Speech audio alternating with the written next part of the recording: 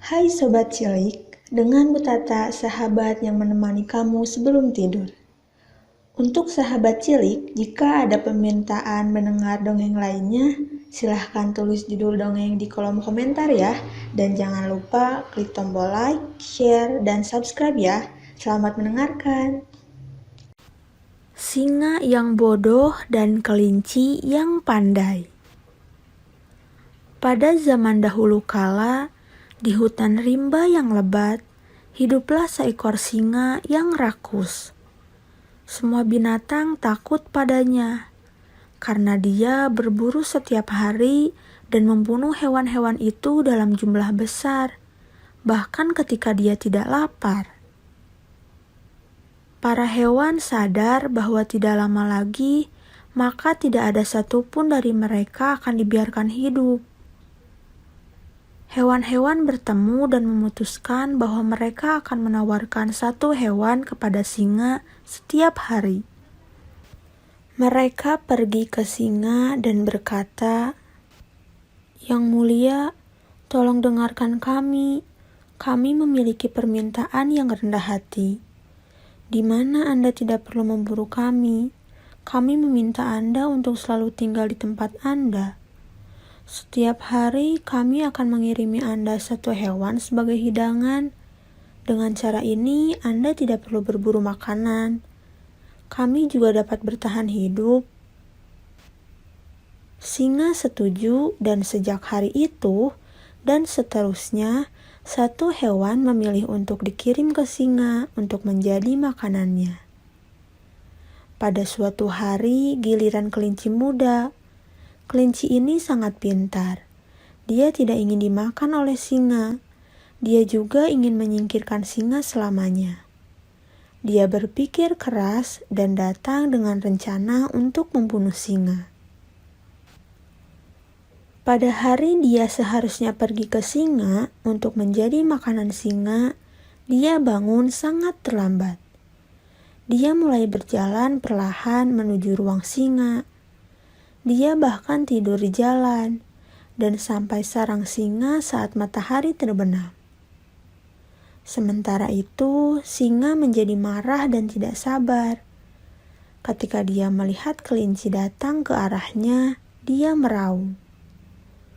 "Saya telah menunggu sepanjang hari, dan hewan-hewan mengirimi saya, kelinci kecil yang lemah ini. Kamu terlalu kecil untuk saya makan. Saya akan memberi pelajaran kepada para hewan. Saya akan membunuh mereka semua." Kelinci tetap tenang dan berkata, "Singa yang perkasa, bolehkah saya mengatakan sesuatu? Hewan-hewan telah mengirim banyak 6 kelinci untuk makan Anda.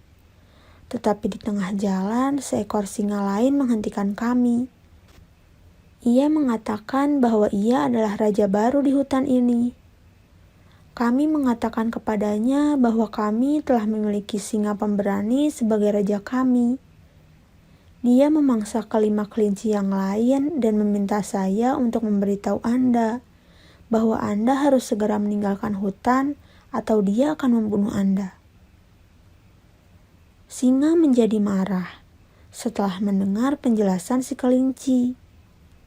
Dia meminta kelinci untuk membawanya ke sarang singa baru, sehingga dia bisa membunuh singa lain dan menyelesaikan masalah. Kelinci setuju dan membawa singa ke sumur yang dalam. "Dia tinggal di benteng itu, tuanku," kata kelinci kepada singa. Singa pergi ke sumur dan melihat ke dalam. Dia melihat bayangannya sendiri di dalam air dan mengira itu adalah singa yang lain. Dia mengaum dengan marah. Dia mendengar gema suaranya dan mengira itu adalah singa yang lain. Dia melompat ke dalam sumur untuk membunuh singa musuh. Tetapi kepalanya menabrak batu. Dia jatuh ke dalam air dan tenggelam. Kelinci kecil itu bergegas kembali untuk memberitahu hewan-hewan bagaimana ia menyelamatkan hutan.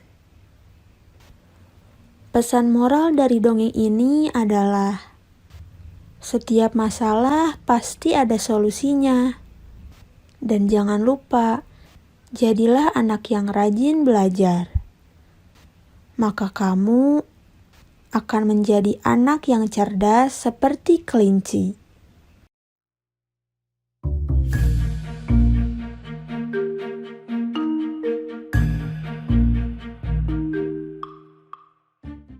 Hai Sobat Cilik, dengan Bu Tata, sahabat yang menemani kamu sebelum tidur.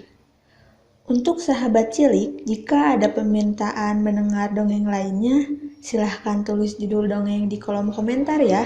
Dan jangan lupa klik tombol like, share, dan subscribe ya. Selamat mendengarkan. Monyet yang nakal. Di tepi sebuah hutan, sekawanan monyet sedang bergerombol di atas pohon. Ternyata mereka sedang melihat pasukan berkuda yang melintas tepat di bawah mereka. Menyaksikan kegagahan para prajurit berkendara di atas pelana kuda, seekor monyet pun menyombongkan diri. Ia mengatakan bahwa menunggang kuda itu mudah, dan dia akan membuktikannya. Seketika monyet yang lain tertawa. Mereka tidak percaya dengan apa yang dikatakan oleh monyet yang sombong itu. Namun monyet tersebut tetap akan membuktikannya. Kebetulan ada seorang dari pasukan berkuda yang sedang beristirahat di bawah pohon. Kuda milik orang itu pun ikut beristirahat. Si monyet sombong lalu mengendap-endap mendekati kuda yang beristirahat itu. Dengan lincah, si monyet naik ke atas punggung kuda. Ia pun bergaya di depan teman-temannya. Tak sampai di situ, monyet juga menarik tali kekang kuda dengan keras. Kuda terkejut dan kesakitan. Ia pun meringkik berlari kencang sambil menggoyang-goyangkan badannya. Alhasil si monyet sombong kehilangan keseimbangan. Ia pun terlempar dan jatuh ke tanah dengan keras. Dari atas pohon, teman-teman si monyet riuh menertawakan kebodohan si monyet yang sombong itu. Monyet itu pun tertunduk malu sambil menahan rasa sakit yang menjalari tubuhnya. Ternyata menunggangi kuda tidak sehebat dan seenak yang aku bayangkan. Apalagi tali kuda itu sangat sulit dikendalikan. Aku tidak akan menunggangi kuda lagi. Aku tidak akan mengulangi kesalahan yang sama. Sesal si monyet. Pesan moral dari dongeng ini adalah, jangan suka meremehkan sesuatu. Dan jangan sombong, karena sombong hanya akan membuatmu celaka.